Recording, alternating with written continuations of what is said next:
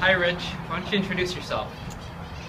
Hello everyone, my name's Rich. I'm 45, 46 years old, and I'm here at a Starbucks around the corner from my house talking to Joe. He's going to ask me some questions about triathlon stuff.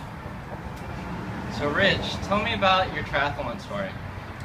Well, I started, actually, I was supposed to tell you what I do for a living, but you didn't ask me. Go ahead. Okay. I want to make sure I get it right. I'm actually a triathlon coach, so this is what I've been doing full time as my only job since about 2001. I started here locally. I started the Pasadena Triathlon Club back in 2004, and I was your typical one-on-one coach until around 2007 when I partnered with a buddy on the East Coast, and we founded Endurance Nation. We started with about 80 athletes, and now we're just over 700 athletes, and we won the Ironman Tri-Club World Championship this year for clubs greater than 400 people.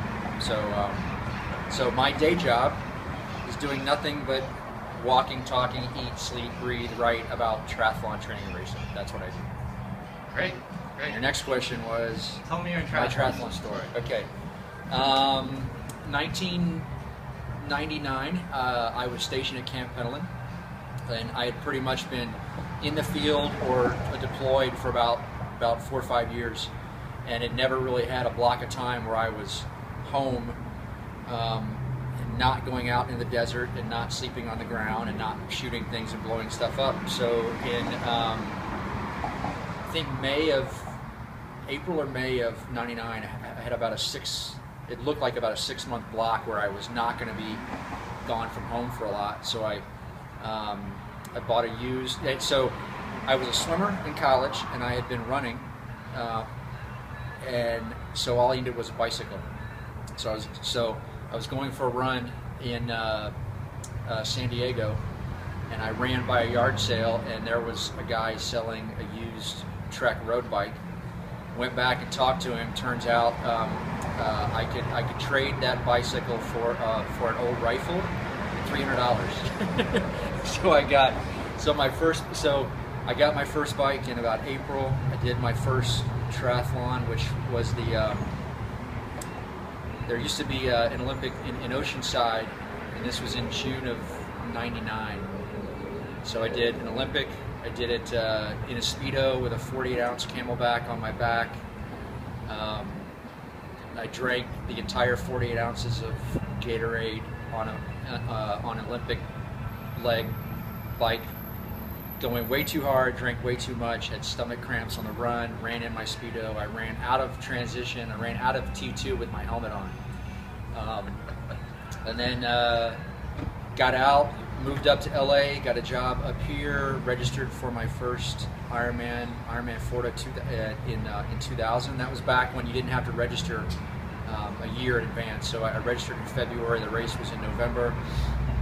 There weren't really many internet resources back then, so I was kind of training solo, and I was all dorked out and geeked out, and I was insane, crazy, burnt out by around September or so. Did the race, and then in around spring of 2001, I registered for Ironman California, which was in Camp Pendleton back then in May. Trained for that, and around that time had some local athletes start asking me if I could help them with their training. I was working at Rainbird at that time. Had a buddy who was in the internet business, and he fired up a website for me, Crucible Fitness.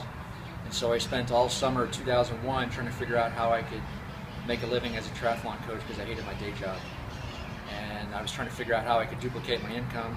And that problem was solved the Friday after Thanksgiving 2001 when I was laid off. And so I had about 8 weeks of severance to figure out how to make a living as a triathlon coach. And that's what I've been doing ever since.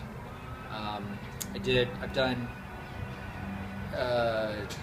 9, 10 Ironmans, lots of halves, but I basically kind of lost interest in my own training and racing as a competitive triathlete back in probably 2006, just because, you know, my message is this is all just a game, right? right? And if you're not having fun, you know, if it's fun, do it. If it's not fun, don't do it. And because all I do all day long is walk, talk, eat, speak, video, podcast, write about Ironman training and racing, my own interest in my own training and racing kind of ebbs and flows, right? So I raced a lot up until around 06, and then I raced an Ironman in 08, a half Ironman in 08, an Ironman in 2011, and I haven't raced since, I don't think. So that's my story. Well, thanks for sharing. What are some of the things that you've learned about yourself in your triathlon story? You know, I guess when I first started coaching, I called my company Crucible Fitness, and what I saw from a lot of athletes or a lot of people getting into the sport was they were in the sport, and the sport was about a distance or a race, and they were using the sport to create a transformation in their lives, to put themselves through a crucible of something difficult, because at that time, and still now, when you show up on a Monday after having raced a triathlon on Saturday or Sunday, everyone thinks you're a badass. They don't really understand what it is. They just know that it's really, really hard. They think it's hard, and so there's not very many things that we can do in the modern world that afford us an opportunity to test ourselves physically and organizationally and everything else. So that's what I've seen a lot of people use this sport for, is how do I solve the puzzle of training for all three sports? How do I fit it into my life? What do I have to buy? What do I have to do? Using that process as a vehicle to make positive changes and transformations in their lives. But then what I learned is the way to create longevity in the sport is to move beyond the sport or the distance and look at it more as triathlon is just an expression of your commitment to a fitness lifestyle, and simply what you do. Like the way I socialize is I get on my bike on a Saturday and I ride my bicycle with my friends. That's my social vehicle. And so if you can adopt that ethos, that you live a fitness lifestyle and the expression of that lifestyle is doing a sport, then that's great. I'm saying that, yeah, I mean that fitness lifestyle, and what you do is you build a fitness vehicle. You take that vehicle and you do cool stuff with it, and maybe it's triathlon, maybe it's a century, maybe it's a marathon, whatever. But that's the secret to longevity in the endurance sports world. Triathlon is just a very small part of that. Great, thanks.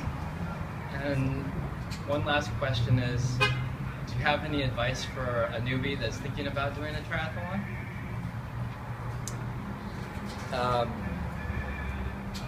What are some of the things I talk about at my clinics? One is, well,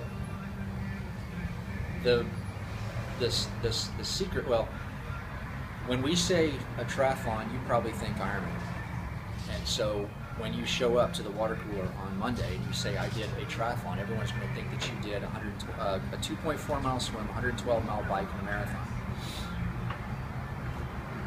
We're fine with you not telling people that that's not what you did, because like I said, there's not very many opportunities in the real world for civilians to be a bit of a badass. And so the advice I would give you is that it's really not as hard as we like everyone else to think that it is, right? Meaning, we're fine with the rest of the world thinking that it's like super hard and it's super crazy, because that makes us look good. And at the end of the day, it's all about looking cool and being cool. But the secret that we would kind of start letting you in on the inside with is that it's not as hard as you think it is. So, and finally, the people in the sport, because the sport humbles everyone. Okay, I was a former swimmer. I was a former college swimmer.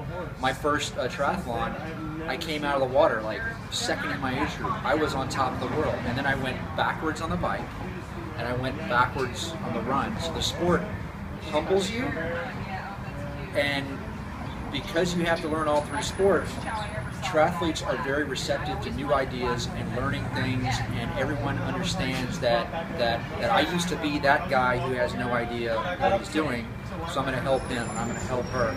And the sport is very welcoming and accommodating, receptive to new ideas, receptive to new people, and there's not a lot of baggage in the sport relative to running or cycling. There's not very many attitudes in the sport. But number one key is it's not as hard as you think it is, but don't tell any of your friends, because we like the fact that they think it's really hard, because it makes us look good. All right. Thanks for sharing, Rich. Bye-bye.